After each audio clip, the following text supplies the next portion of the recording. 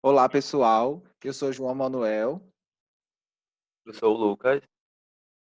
e nós somos os tutores da disciplina de Leitura e Produção de Texto, ministrada pela professora doutora Alessandra Castilho, do curso de Letras da UFRN.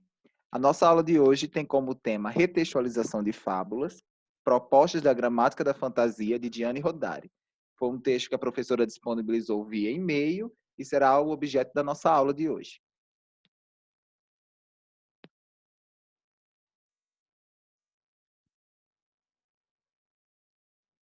Então, A Gramática da Fantasia, de Gianni Rodari, foi publicada pela primeira vez em 1973 e é uma análise de técnicas de criação e invenção no desenvolvimento da criatividade infantil.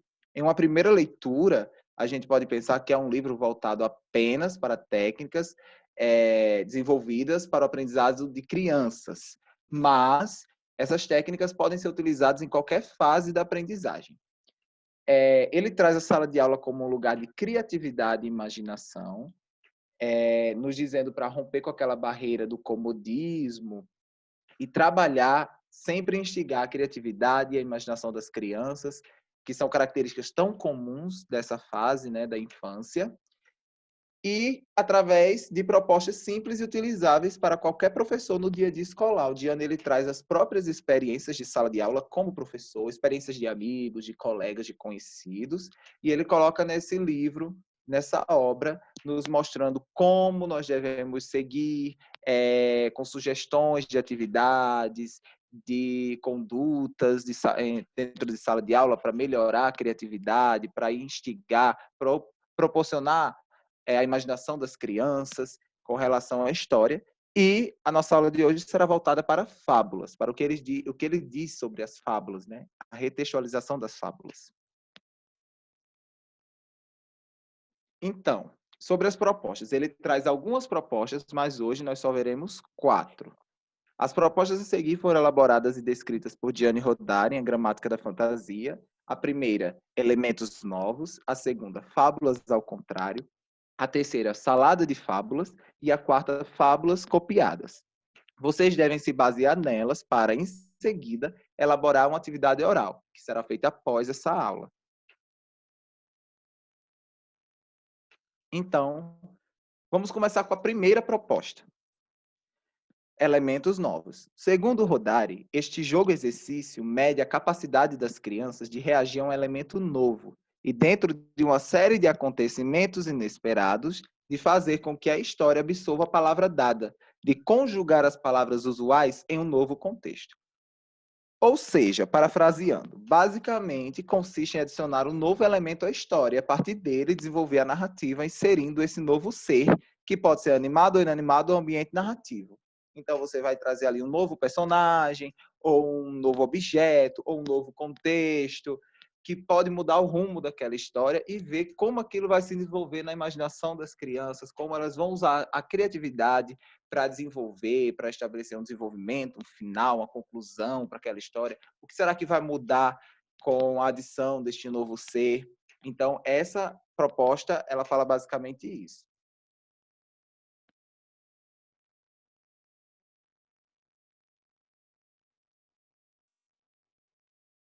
Por exemplo, ele fala: pude apreciar este jogo em algumas escolas. Algumas palavras são dadas à garotada para que com elas inventem uma história. Por exemplo, 5 palavras em série sugerem a história da Chapeuzinho Vermelho. As palavras essas são menina, bosque, flores, lobo e avó. A sexta palavra rompe a série, por exemplo, helicóptero. Então, helicóptero seria esse novo elemento. Quais são os rumos que essa história pode tomar adicionando um helicóptero, a história da Chapeuzinho Vermelho? Vocês conseguem imaginar? E aí que ele diz: criaram a muitas vozes uma bela história, na qual o lobo é surpreendido do alto do helicóptero no momento em que batia a porta da vovó. Mas o que faz aquele lobo? O que está querendo? Perguntaram os agentes da polícia rodoviária que estavam no helicóptero. E desceram rapidamente, espantando o lobo, que, sem saber, saiu correndo em direção ao caçador. Então a gente pode ver aqui um final inusitado, né? Um acontecimento inusitado, que a figura do helicóptero, totalmente diferente da história, não dá, a gente não consegue imaginar assim no primeiro momento o helicóptero na história da Chapeuzinho Vermelho, totalmente inesperado, mas que deu desenvolvimento à história, né? Que causou novos acontecimentos, novas possibilidades.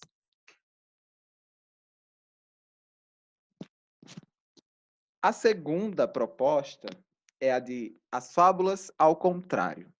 Segundo Rodari, essa proposta consiste em uma reviravolta do tema fabulístico. Por exemplo, Chapeuzinho Vermelho é má e o lobo é bom. Já conseguiu imaginar essa história? Chapeuzinho Vermelho má e o lobo sendo bom? Seria Chapeuzinho Vermelho a caçadora do lobo? Seria o lobo procurando a sua vovozinha?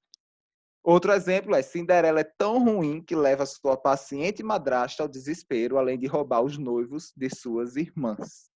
Então, outro ponto de vista, a gente pode dizer, né, da história. Seria o ponto de vista da madrasta, coitadinha, sofrendo nas mãos da enteada. Rodari diz: com a inversão, podemos obter, além de uma paródia da fábula, uma situação possível de ser desenvolvida em outras direções. Então, essa técnica, ela rompe a barreira do texto fabulístico, né, da fábula em si. E ele trouxe como exemplo um menino particularmente criativo, estudante do 4º ano, que ao invés de aplicar a técnica da inversão a uma fábula, aplicou-a na própria história, ou na lenda histórica. Remo assassina Rômulo, a nova cidade não se chama Roma, mas Rema, e seus habitantes são os antigos remanos. Assim rebatizados, não causam medo. Aníbal subjuga e torna-se o imperador remano, e etc. A história vai se desenvolvendo. Então, é uma técnica que pode ser utilizada com fatos históricos, realmente, além das fábulas em si. Então, gente, outra proposta também que o Rodari traz na gramática da fantasia é a salada de fábulas. O que é que ele quer dizer com isso? De acordo com Rodari, essa proposta se consiste em misturar em uma mesma narrativa elementos de diferentes histórias, fazendo assim uma salada de fábulas. Uma primeira ideia desta salada de fábulas pode ser detectada em certos desenhos infantis, nos quais às vezes convivem personagens fantasticamente diversos. Por exemplo, aqui ele vai trazer o exemplo vai tentar misturar o universo do Pinóquio com a da Branca de Neve, o que hoje em dia a gente pode até chamar de um crossover, né? E nesse papel de retextualização, ele traz essa proposta aqui que ele vai dizer: se Pinóquio chega por acaso na morada dos 7 anões, será o 8º pupilo de Branca de Neve. Introduzirá sua energia vital na velha história, recompondo-a, segundo o resultante das suas vertentes, a de Pinóquio e a de Branca de Neve. E aqui é importante mostrar que ele vai dizer que ele vai introduzir sua energia vital na velha história.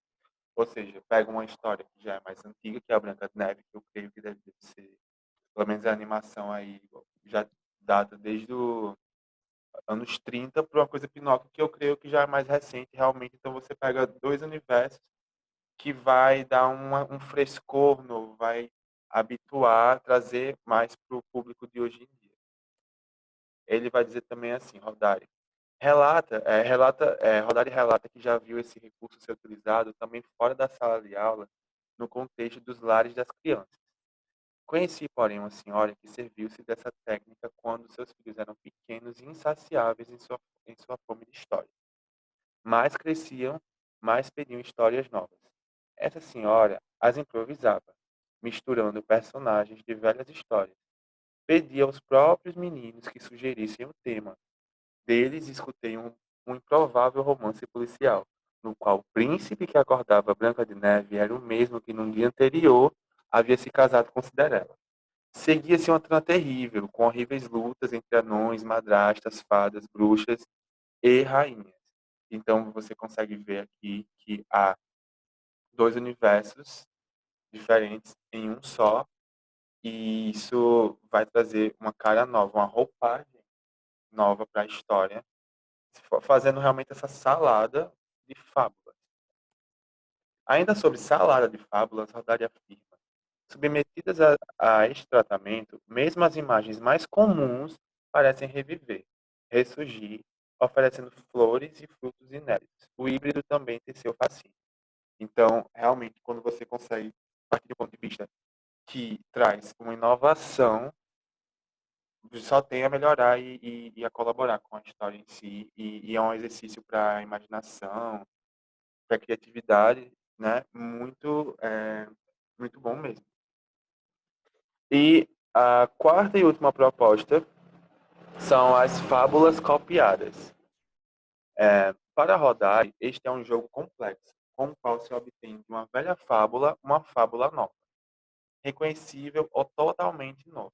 Para isso é necessário seguir alguns passos. Vejamos. Então, primeiro, a fábula já conhecida deve reduzir-se a uma simples trama de acontecimentos e relações internas. Vamos pegar esse exemplo aqui da Cinderela. A Cinderela vive com a madrasta e com as irmãs. Estas vão a um grande baile, deixando-a sozinha em casa. Graças à intervenção de uma fada, Cinderela pode ir ao baile. O príncipe namora-se dela, etc. Então, isso aqui é a história que todo mundo já está habituado, né? Eu tenho certeza que você que leu isso se identificou, né? Então, vamos ver aqui essa segunda opção que ele traz, que o que consiste na redução ulterior da trama à expressão, a algum tipo de expressão abstrata. Então, ele vai pegar cada letra e substituir por um elemento, digamos que seria um elemento chave. Então, só para vocês entenderem, A vive em casa de B e convive com C e D. Mas B relaciona-se de modo diverso com A e com C e D. Enquanto B, C e D deslocam-se para E, onde desenvolve-se um acontecimento F, A fica sozinho, ou sozinho, não importa o sexo. Mas, graças à intervenção de G, A também desloca-se para E, onde causa excelente pressão em H, etc, etc.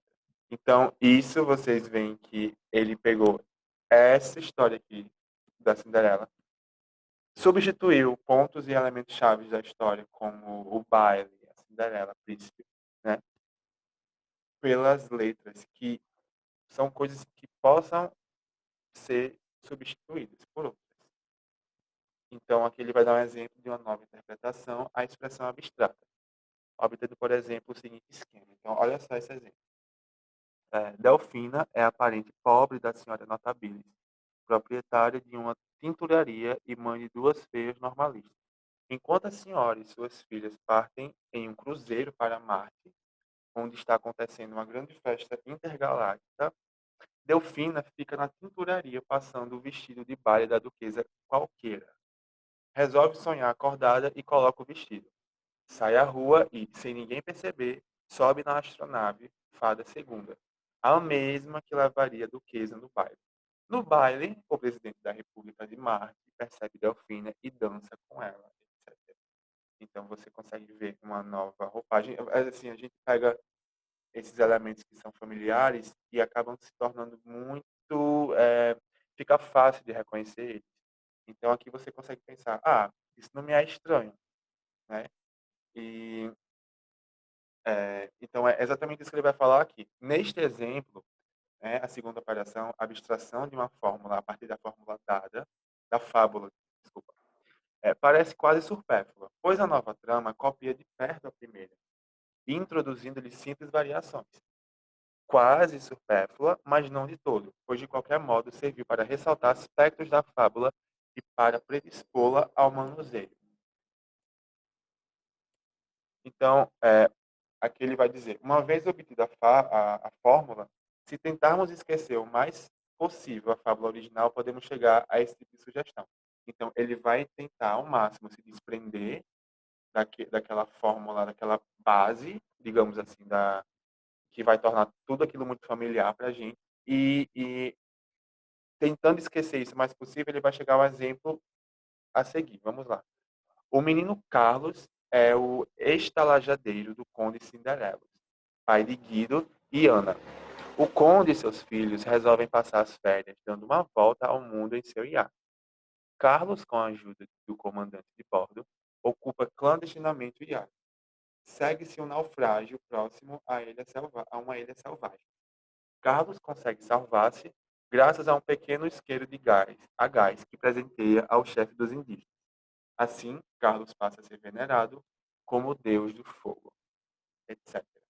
E aí que você vai perceber que já não fica mais tão familiar, mas você consegue ainda ver um pouco da base, daquela fábula ali, no caso é da Cinderela, um pouco por trás dali, entendeu? Então, você conseguir trazer essa nova identidade à história é o ponto que a gente quer chegar aqui com analisando essas fórmulas do Rodari.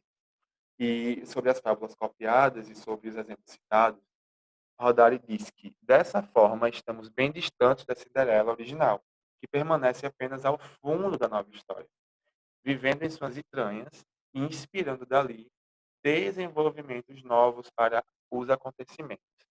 Provar para crer, diz o dito popular. Então ele finaliza aqui dizendo que, por mais que fique bem distante da Cinderela original, a gente vai conseguir ver ali, naquele emaranhado de novas descobertas da nova história, a gente vai conseguir ainda se familiarizar e notar que aquilo está se inspirando na Cinderela, entende? Agora é hora da tarefa, né, João?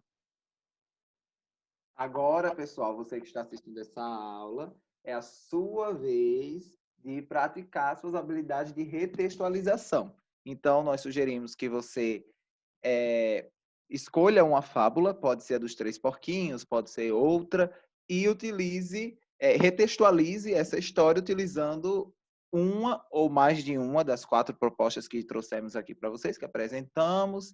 E imagina aí, os Três Porquinhos junto com a Branca de Neve, os Três Porquinhos junto com a Chapeuzinho Vermelho, ou os Três Porquinhos não sendo os Três Porquinhos, sendo pessoas, ou os Três Porquinhos com outro elemento, com um elemento novo. Então fica a critério de vocês trabalhar essa retextualização e imaginar quais são os caminhos que essa história pode tomar, quais são os rumos dessa nova história, né?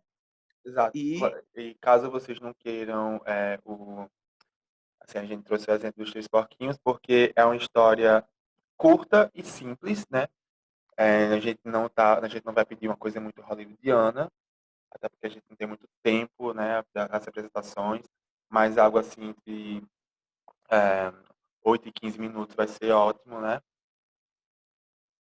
uhum, então agora é hora da tarefa.